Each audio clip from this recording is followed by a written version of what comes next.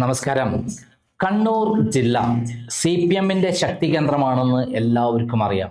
പയ്യന്നൂരും കല്യാശ്ശേരിയും ധർമ്മടവും അളിപ്പറമ്പും മട്ടന്നൂരും തലശ്ശേരിയും എല്ലാം അവരുടെ ഏറ്റവും ശക്തി കേന്ദ്രങ്ങളാണെന്ന് മാത്രമല്ല അവരുടെ പാർട്ടി ഗ്രാമങ്ങളിലേക്ക് ആർക്കും കയറി ചെല്ലാൻ പോലും ബുദ്ധിമുട്ടാണ്.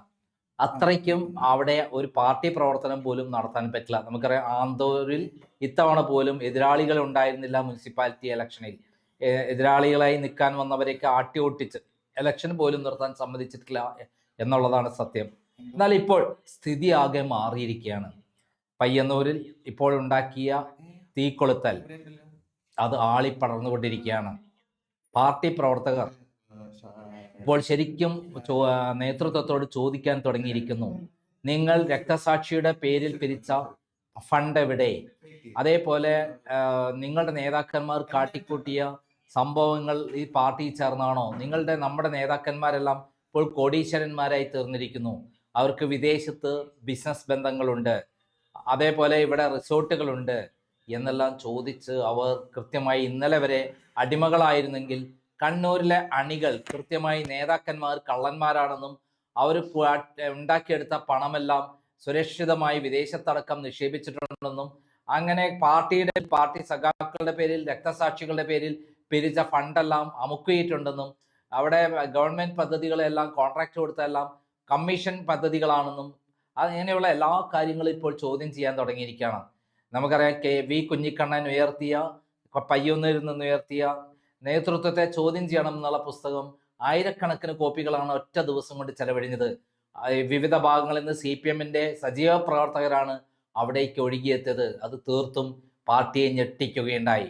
പാർട്ടിക്കുള്ളിൽ തീക്കൊളുത്തിയതിന് ശേഷം കലാപം തന്നെയാണ് പാർട്ടിക്കുള്ളിൽ നടക്കുന്നത്. ഇതിനിടയിലാണ് പാർട്ടിയുടെ കണ്ണൂർ ജില്ലാ സെക്രട്ടറി ആയിരുന്ന P ശശി നടത്തിയ പീഡന കഥകൾ ഇപ്പോൾ രംഗത്ത് വന്നിരിക്കുന്നത്. അതായത് കണ്ണൂർ ജില്ലാ CPM സെക്രട്ടറി ആയിരിക്കുന്ന സമയത്ത് CKP പത്മനാഭൻ എന്ന് പറയുന്ന സാധുവായ, ജെന്യൂനായ, സ്വാത്വികനായ, VS അച്യുതാനന്ദന്റെ അനുയായിയായ, VS അച്യുതാനന്ദനെ മനസ്സിൽ ധ്യാനിച്ച് നടക്കുന്ന തളിപ്പറമ്പ് MLA ആയിരുന്ന അദ്ദേഹത്തിന്റെ മകളെയാണ് P ശശി എന്ന നരാധമൻ ബലാത്സംഗം ചെയ്യാൻ ശ്രമിച്ചത്. എന്നാൽ ആ പെൺകുട്ടി തട്ടിമാറ്റുകയും ശക്തമായി ചെറുക്കുകയും ചെയ്തതിനെ തുടർന്നാണ് രക്ഷപ്പെട്ടത്. പാർട്ടിക്ക് പരാതി കൊടുത്തു. അതോടൊപ്പം തന്നെ DYFIയുടെ ഒരു ഭാര്യയെ കണ്ണൂരിൽ ഹോസ്ദുർഗ് കൊണ്ടുപോയി, കാഞ്ഞങ്ങാട് കൊണ്ടുപോയി ഒരു റിസോർട്ട് കൊണ്ടുപോയി പീഡിപ്പിച്ച പരാതിയും ഉണ്ടാവുകയുണ്ടായി. ഈ രണ്ട് പരാതികളും വന്നതിന് ശേഷം വിജയരാഘവന്റെ നേതൃത്വത്തിൽ ഒരു അന്വേഷണ കമ്മീഷൻ ഉണ്ടായി. ആ അന്വേഷണ കമ്മീഷൻ കണ്ണൂർ ജില്ലാ CPM സെക്രട്ടറി P ശശി ചെയ്തത് ശരിയാണ്. കണ്ണൂർ ജില്ലാ സെക്രട്ടറി P ശശി ഈ ലൈംഗിക ആരോപണ കേസ് ശരിയാണ്, അദ്ദേഹത്തെ പാർട്ടിയിൽ നിന്ന് പുറത്താക്കണമെന്ന് തീരുമാനിക്കുകയും പാർട്ടിയിൽ നിന്ന് പുറത്താക്കുകയും ചെയ്തു. ഇനിയാണ് വിചിത്രമായ കഥ. എങ്ങനെയാണ് P ശശിയെ തിരിച്ചെടുത്തത്? ഇപ്പോൾ നമ്മളൊക്കറിയാം, രാഹുൽ മാങ്കൂട്ടത്തിനെതിരെ ബാംഗ്ലൂരിലുള്ള ഒരു പെൺകുട്ടി പരാതി കൊടുത്തപ്പോൾ സണ്ണി ജോസഫ് KPCC പ്രസിഡന്റ് ചെയ്ത എന്താ? DGPക്ക് പരാതി കൈമാറി. അതാണ് നിയമം.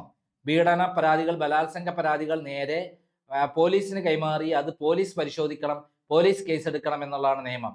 എന്നാൽ പാർട്ടി അന്വേഷണ കമ്മീഷൻ റിപ്പോർട്ട് വന്ന ശേഷം ഇത് പോലീസിന് കൈമാറിയില്ല. ഞങ്ങളെ പാർട്ടി ഞങ്ങളെ ബലാത്സംഗം ചെയ്താൽ നിങ്ങൾക്ക് എന്താ കോൺഗ്രസ് എന്നുള്ള നിലപാടാണ് CPM സ്വീകരിച്ചത്. അന്ന് കണ്ണൂർ ജില്ലാ CPM സെക്രട്ടറി P ശശിയാണെങ്കിൽ P ശശിയുടെ ഏട്ടൻ ബാവയെ പിണറായി വിജയനായിരുന്നു അന്ന് സംസ്ഥാന സെക്രട്ടറി. അദ്ദേഹം ഈ പരാതി പൂഴ്ത്തിവെച്ചു. അദ്ദേഹത്തിന്റെ കൈവശമാണ് അന്വേഷണ കമ്മീഷൻ റിപ്പോർട്ട് കൊടുത്തത്. അതിനുശേഷം ക്രൈമിന്റെ ചീഫ് ഡയറക്ടറായി ഇത് നിയമപരമായി അങ്ങനെയല്ല വേണ്ടത്, ഇത്തരം ബലാത്സംഗ കേസുകൾ പോലീസാണ് കേസെടുക്കേണ്ടത് എന്ന് പറഞ്ഞുകൊണ്ട് ഞാൻ ഹർജി ഫയൽ ചെയ്യുകയുണ്ടായി. കണ്ണൂർ ജില്ലാ സെക്രട്ടറി കണ്ണൂർ കോടതിയിലാണ് ഞാൻ ആദ്യം പോലീസ് സ്റ്റേഷൻ കൊടുത്തു, അതേപോലെ ഹോസ്ദുർഗ് പോലീസ് സ്റ്റേഷൻ പരാതി കൊടുത്തു. ഹോസ്ദുർഗ് കോടതിയിലും അതേപോലെ കണ്ണൂർ ജില്ലാ കോടതിയിലും ഞാൻ പരാതി കൊടുത്തു. ഡിസ്ട്രിക്ട് മജിസ്ട്രേറ്റിൽ, ജില്ലാ ജുഡീഷ്യൽ ഫസ്റ്റ് ക്ലാസ് മജിസ്ട്രേറ്റിൽ ഞാൻ പരാതി കൊടുത്തു. ആ പരാതിയിൽ സാക്ഷികളായി വെച്ച ആരൊക്കെ അറിയോ? പിണറായി വിജയൻ. കാരണം പിണറായി വിജയന്റെ കൈവശമാണ് ഈ രേഖയുള്ളത്. അതേപോലെ പ്രകാശ് കാരട്ട്, അന്നത്തെ അഖിലേന്ത്യാ സെക്രട്ടറിയാണ്, അദ്ദേഹം ഇത് പത്രസമ്മേളനം നടത്തി പറഞ്ഞിട്ടുണ്ട്. VS അച്യുതാനന്ദൻ അദ്ദേഹം ഈ ഇതിനെക്കുറിച്ച് P ശശിയെക്കുറിച്ച് കൃത്യമായി പറഞ്ഞിട്ടുണ്ട്. അദ്ദേഹം ലൈംഗിക ആരോപണങ്ങൾ കൊണ്ടാണ് ഇത്തരത്തിൽ ബലാത്സംഗം ചെയ്യാൻ ശ്രമിച്ചത് കൊണ്ടാണ് അദ്ദേഹത്തെ പുറത്താക്കിയതെന്ന്. ഇതോടൊപ്പമാണ് ഞാൻ ഇതോടൊപ്പം തന്നെ വിജയരാഘവനെയും വൈക്കം വിശ്വനാണ് അന്നത്തെ ഈ അന്വേഷണ കമ്മീഷനിലെ മറ്റൊരാളും തോന്നുന്നു, അവരെയും സാക്ഷികളൊക്കെ അങ്ങനെ കോടതിയിൽ കേസ് വന്നപ്പോൾ ഇവർക്ക് സമൻസ് അയച്ചപ്പോൾ ഇവരെന്ത് ചെയ്തെന്നറിയാമോ? നിർബന്ധമായും കോടതിയിൽ വന്ന് മൊഴി കൊടുത്ത് പി ശശിയെ ജയിലിലാക്കേണ്ട, അതായത് ഇപ്പോൾ കോൺഗ്രസ് ചെയ്ത അതേപോലെ തന്നെ ചെയ്യേണ്ട CPM എന്ത് ചെയ്തു? ഹൈക്കോടതി പോയി സ്റ്റേ വാങ്ങി. VS അച്യുതാനന്ദൻ പിന്നീട് പറയുന്നത്, ഞാൻ അറിയാതെ എൻ്റെ കള്ളൊപ്പിട്ടിട്ടാണ് ഹൈക്കോടതിയിൽ എൻ്റെ ഒപ്പിട്ടിട്ട് ഹർജി അവിടെ കോഷിയാൻ കൊടുത്തത്. അതായത് അവരെ സാക്ഷികളാക്കിയുള്ള കാര്യങ്ങൾ ഒഴിവാക്കണമെന്ന് പറഞ്ഞുകൊണ്ട് ഹർജി ഫയൽ ചെയ്യുകയും അവരെ ഒഴിവാക്കുകയും ചെയ്തു ഹൈക്കോടതി. അതോടുകൂടി എന്തായി? ഈ രേഖ കോടതിയിൽ ഹാജരാക്കാതെ വന്നു.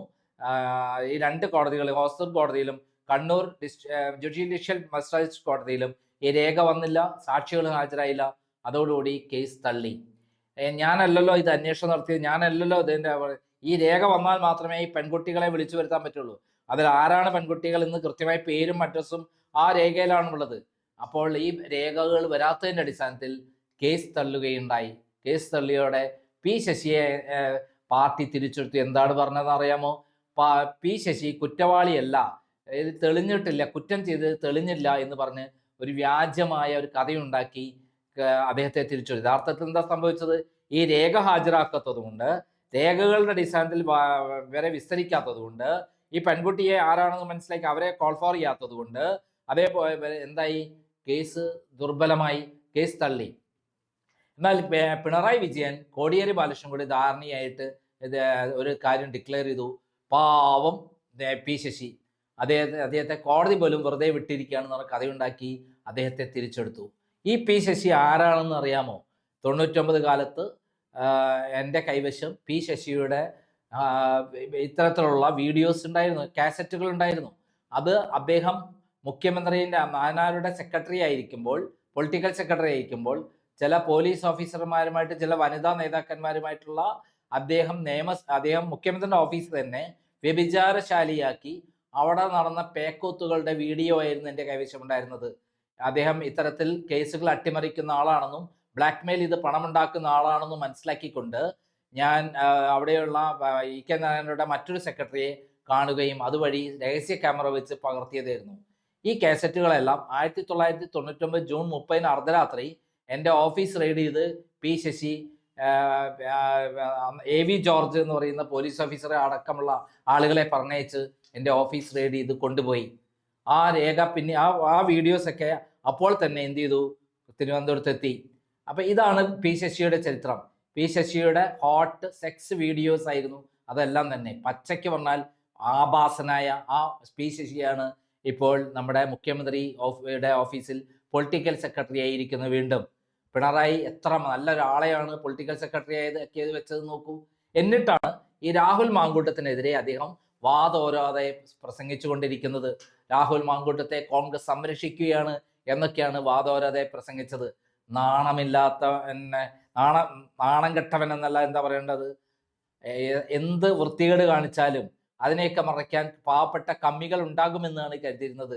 ഇപ്പോഴിതാ പി ശശിക്കെതിരെയുള്ള കേസ് ഇപ്പോൾ എടുക്കണമെന്ന് പറഞ്ഞുകൊണ്ട് ആ പറയുന്ന പരാതി അന്വേഷണ കമ്മീഷൻ റിപ്പോർട്ട് പോലീസിനെ കൈമാറണം എന്ന് പറഞ്ഞുകൊണ്ട് കണ്ണൂർ ജില്ലാ CPM സെക്രട്ടേറിയറ്റിൽ വലിയ ഒച്ചപ്പാടുണ്ടാക്കി, ബഹളമുണ്ടായി എന്നും അതേപോലെ ഇത് താഴെത്തട്ടുള്ള അണികളിൽ വലിയ പ്രശ്നമുണ്ടായെന്നും അത് ഏറ്റെടുത്ത് താഴെത്തട്ടുള്ള അണികൾ ഇപ്പോൾ വലിയ ബഹളം ഉണ്ടാക്കിക്കൊണ്ടിരിക്കുകയാണെന്നും കലാപത്തിന് തിരികൊളുത്തിയിരിക്കുകയാണെന്നും, അതായത് പയ്യന്നൂരിലെ ധനരാജ് രക്തസാക്ഷി ഫണ്ട് തട്ടിപ്പും അതുപോലെയുള്ള തട്ടിപ്പുകളും നടത്തിയ കഥ പുറത്തുവിട്ട V കുഞ്ഞികൃഷ്ണന് ശേഷം